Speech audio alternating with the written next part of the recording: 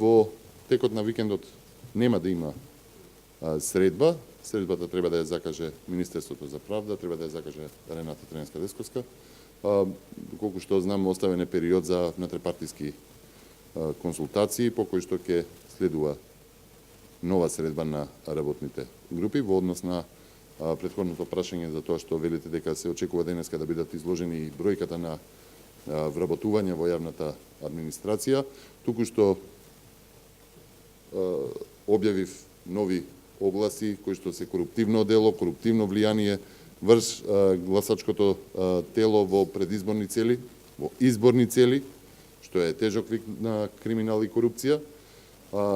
Пазете, само овој период до сега објавив 3 пресконференции за 3 јавни институции, односно државни институции, каде што се вработуваат времено работници, секако во очекување на нивно посакувано однесување за време на изборите од страна на власта. Вакви огласи не беа спроведувани за време на оној меѓупериод од референдумот до сега, а многу индикативно што вакви времени вработувања огласи беа распишувани за време на кампањата и пред кампањата за референдумот, што повторно е едно коруптивно, криминогенно дело за кое што јавното обвинителство се уште не се произнесе. Во меѓупериодот, помеѓу двата изборни циклуси, да подсетам дека јавноста беше шокирана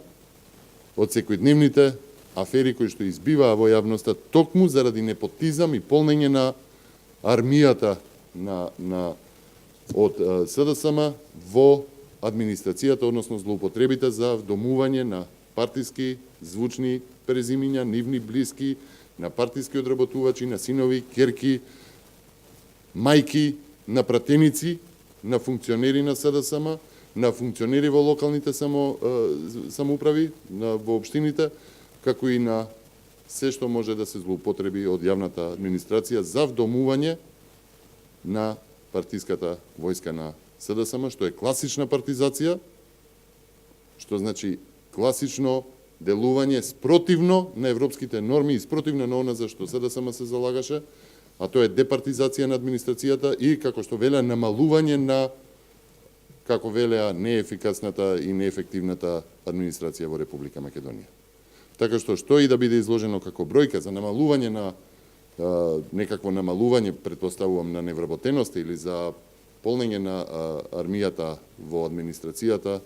апсолутно дека ќе следува реакција од како ќе ги слушнеме бројките, но не очекувам да биде подалеку од ова што сега ви го кажав.